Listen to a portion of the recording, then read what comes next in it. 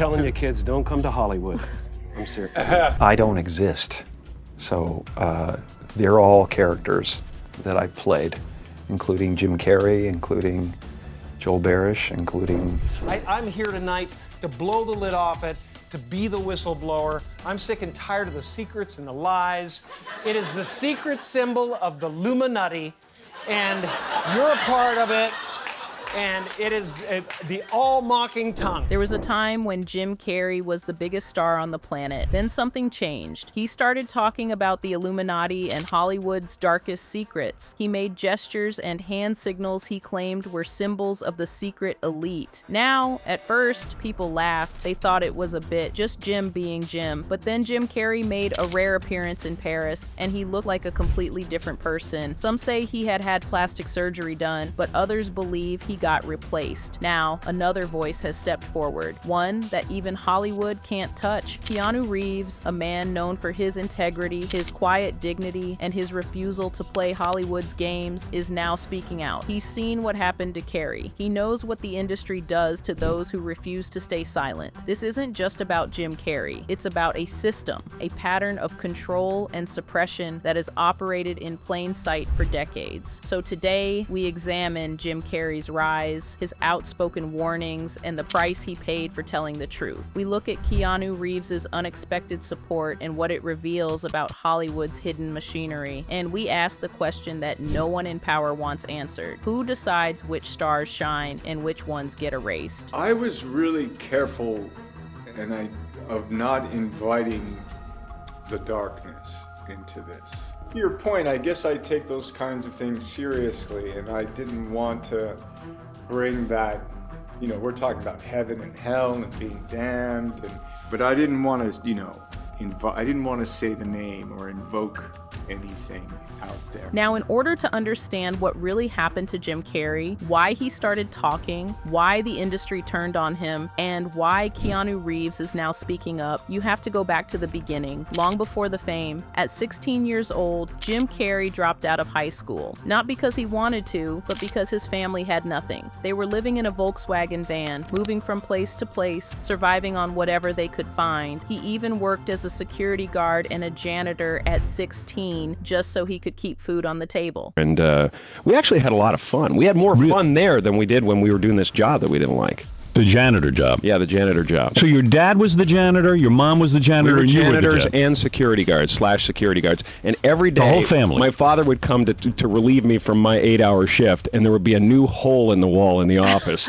However, through it all, Jim held on to one thing, the dream of making people laugh. His first attempt at comedy was at a Toronto club called Yuck Yucks. Jim walked on stage, did his set, and was booed off. Now, the audience didn't just reject him, they humiliated him. He auditioned for Saturday Night Live 3 times and got rejected all 3 times. Each one was a door slamming in his face. Even his first television show, The Duck Factory, failed to gain traction. It came and went, barely leaving a mark. He even landed a spot on The Tonight Show, a dream for any comedian, but his set wasn't perfect, and the invitation was revoked. One imperfect performance and the door closed again. Most people would have quit. Most people would have taken the rejection as a sign that they just weren't meant for this life. But Jim Carrey didn't quit, and in 1994, everything changed. Ace Ventura was never supposed to be a hit. It was a weird, low-budget movie about a pet detective, but Carrey poured everything he had into it. Every ounce of pain, every memory of rejection, every moment of humiliation, he channeled it all into that character. Then came The Mask, a comic book adaptation that no one expected to work, but Carrey's performance was electric. He wasn't just acting, he was transforming. And finally, Dumb and Dumber, a movie so absurd, so ridiculous that it should have been a footnote. Instead, it became a cultural phenomenon. By the end of 1994, Jim Carrey was the biggest star on the planet. He was commanding $25 million per film, a number that made him the highest paid comedian in history. Now, with fame came access. Jim started getting invited into Hollywood's inner circles, the parties, the private events, the conversations that happened behind closed doors. But what he found there wasn't what he expected. I was sickened. I was sickened by the standing ovation. I felt like Hollywood is just spineless, en masse. And it really felt like, oh, this is a really clear indication that we're not the cool club anymore. You see, the industry didn't want Jim Carrey, the man who had survived poverty, who had been booed off stages, who had clawed his way up from nothing. They wanted the rubber-faced character, the high-energy performer, the mask. Then came Man on the Moon, the role of Andy Kaufman, a comedian so committed to his character that he destroyed himself in the process. Carrey immersed himself completely. He became Kaufman. He stayed in character even when cameras weren't rolling. He pushed himself to a place that disturbed everyone around him. But when filming ended, Carrey didn't come back, at least not fully. The line between Jim Carrey and Andy Kaufman had been blurred, and the man who emerged from that experience was different. Jim Carrey had survived poverty, he had survived rejection, he had climbed to the top of an industry that chews people up and spits them out. But now he was about to learn that surviving Hollywood is one thing, speaking the truth about it is something else entirely. I want everybody to be in on the joke, man. You know what I mean? For years now, talk show hosts, people on television, people in sitcoms have been hired by the government to throw you off the track, to distract you, to make you laugh and stuff like that, make you happy and docile so you don't know what's really going on. In 2014, he sat on Jimmy Kimmel's couch and started talking about the Illuminati, about government-hired entertainers and how they built a system designed to keep you distracted while the world burned. Now, at the time, people laughed because they thought it was a bit, but by 2017, things had drastically changed for Jim. That year, at the New York Fashion Week, Carrey had stopped joking, and he began making cryptic statements about the nature of reality, about personality as a construct, and about the masks we all wear. Hey, Jim Carrey. Yes. What? I've covered a lot of fashion weeks. This is the first time I've run into Jim Carrey. Wait, tell me, is it true you're wandering the streets? You need a date to the party? What's up? No. I'm doing just fine. I just, there's no meaning to any of this. So I wanted to find the most meaningless thing that I could come to and join, and here I am. They're I celebrating. mean, you got to admit it's completely meaningless.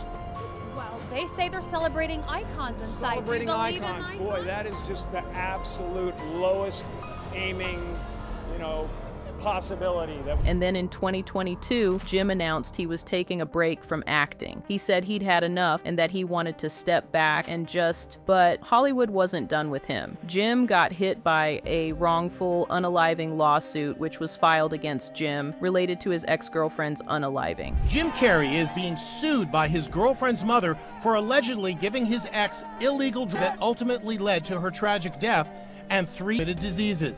The suit also claims that Carrey shamed Katrina White before she took her life and even called her a... According to the lawsuit filed by Katrina's mother, Bridget Sweetman, in early 2013, Carrey didn't tell Katrina that he had tested positive for multiple STDs. When he was tested for STDs, he allegedly gave the fake name Jose Lopez in order to avoid detection, the lawsuit. The case was ultimately dismissed after it was found that some documents were forged and the claims had been fabricated, but the damage was already done. Now, if you look closely, you will notice that this is the playbook. Assert legal pressure and public humiliation. Start a couple of smear campaigns designed to make you look crazy, unstable, and dangerous. This is a tactic that has been used against whistleblowers for decades. Then came the 2026 César Awards in Paris. Then I watched everybody talking 1,000 miles an hour up there receiving their awards, and I was like, I'm dead.